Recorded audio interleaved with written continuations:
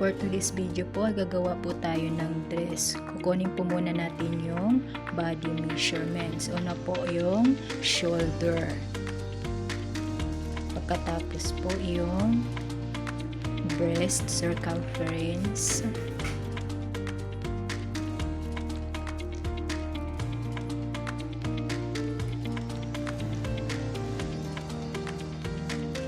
Kunin rin po natin yung back.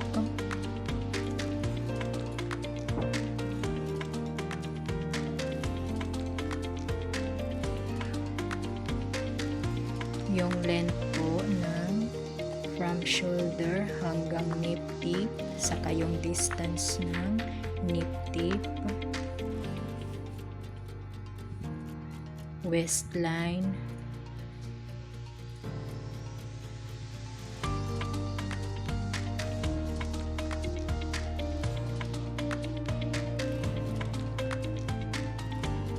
saka full length ng bodies. Diretso na din po yung length ng skirt from waistline to desired length ng customer.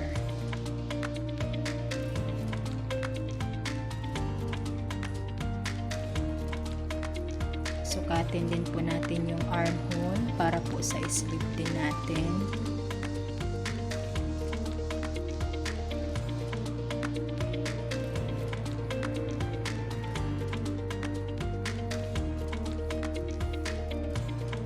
Sleeve length,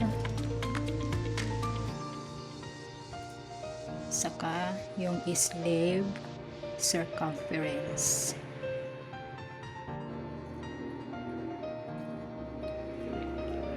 Sukatin din po natin yung lalim ng collar niya. Ngayon naman po ay maggagawa na tayo ng pattern para sa bodies ng dress natin.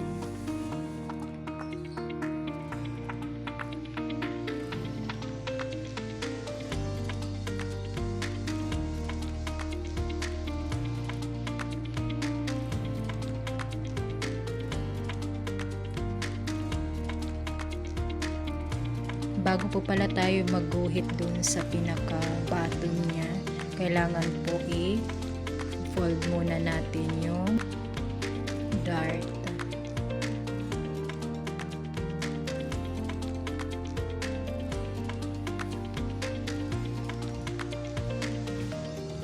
Kailangan po maganda yung forma ng pagka-curve niya. Kukunin niyo po yung pinakamagandang forma ng curve niya doon sa armhole.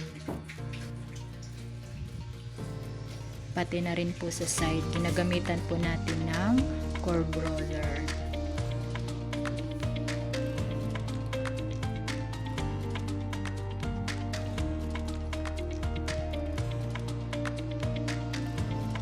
Yan po, i-fold muna po natin bago natin guhitan yung pinaka-laylayan ng bodies natin para pag tinahi po natin ay sakto.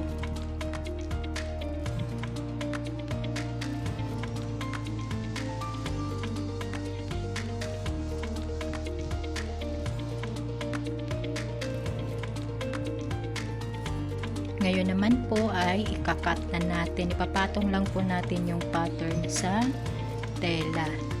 Kailangan po meron siyang sewing allowance. Minsan po, dyan na rin po ako naglalagay ng sewing allowance sa pattern na mismo. Pero ngayon po, hindi po ako nakapaglagay. Kaya ako na po maglalagay dito sa tela sa pagkat na.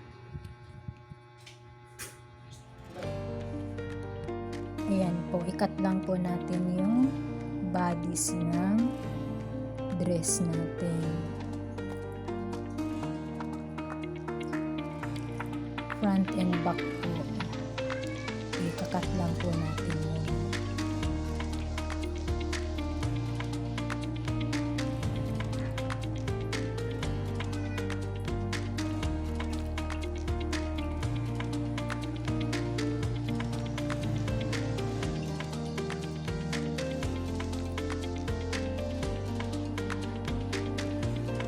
Yan naman po, ita-transfer lang natin po yung mga guhit doon sa tela, kabilaan po. Para madali po yung pagtahid natin mamaya. Para sakto po yung mga sukat. Yan po, i-transfer lang po natin. Ito naman po yung sleeve niya. Tatabasin po natin, mark muna, i-markings muna natin para hindi po pangit yung pagkakatabas ng sleeve natin.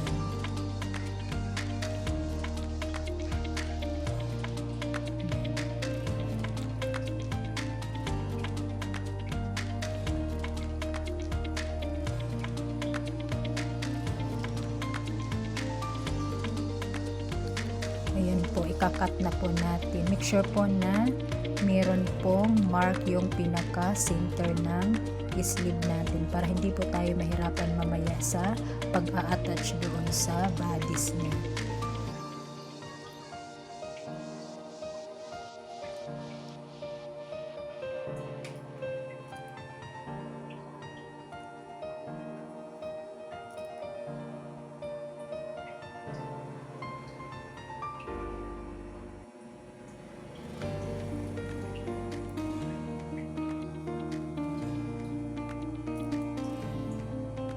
Ayan, tapos na po yung sleeve natin. Ngayon naman po yung ikakat naman natin yung pinaka-skirt ng dress natin. Kailangan po pa diagonal yung pagkat niya. Tapos i-marking mo muna para sakto yung sukat ng length niya. Ngayon naman po ay tatahiin na po natin. Ayan po, medyo haggard po tayo dyan kasi nga po galing pa po ako doon sa tita ko. Iniwan po kasi ako sa bahay nila. Nagmadali lang po ako umuwi para magtahi. Kailangan ko pong makabalik bago mag alas 12. Di po, nag-sideline po kasi ako doon. May bayad po doon, kakain ka lang 5 araw. May sweldo. Ayan, shout out po doon sa amo ko, si Ate Sherwa ko. Maganda po magtrabaho doon, ikaw po yung pakakainin. Siya din po yung nagluluto, sarap po niya magluto. Kung tabain ka, tataba ka talaga. Ako po kasi hindi po talaga ako tumataba. Ito na po yung katawan ko. Actually po kasi yung video na to, ginawa ko po talaga ito. Kasi pinagawa po ako ng short video nung dapat magiging amo ko po sa Qatar.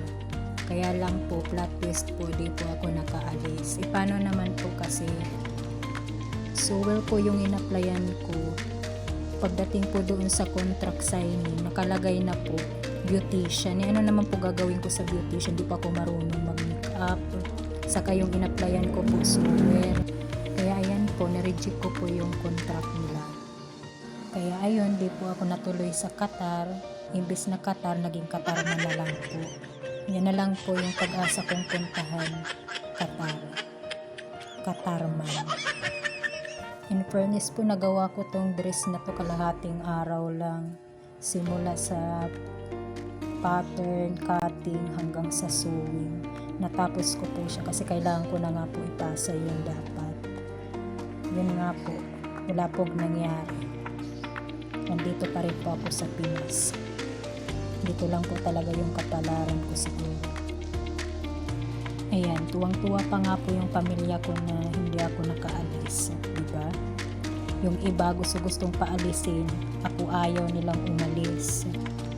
Pero naiintindihan ko naman, love lang talaga ako ng nanay ko. Nag-aalala po kasi siya sa akin pag nalayo ako kasi nga po, ang payat-payat ko daw. Baka pagdating doon, mas lalo akong pumayat.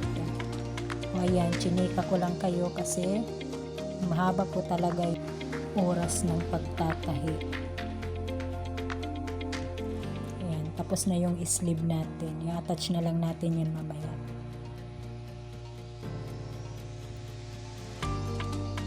Pag manual po kasi talaga mabagal po yung makina. Kaso nagtitipid po tayo sa kuryente. Minsan ko lang po gamitin yung dekuryente na makina po, yung high speed. So ito na po, i-overlock na din po natin para wala pong himulmol. Para malinis po yung tahi natin saka matibay. So ayan, patapos na po yung dress natin. Tcharan! Ayan na po. Ito na po yung dress na ginawa natin. Ang ganda din po ng model. Diba? Wow, paka. Ayan. May paribon pa sa likod, diba? Thank you for watching.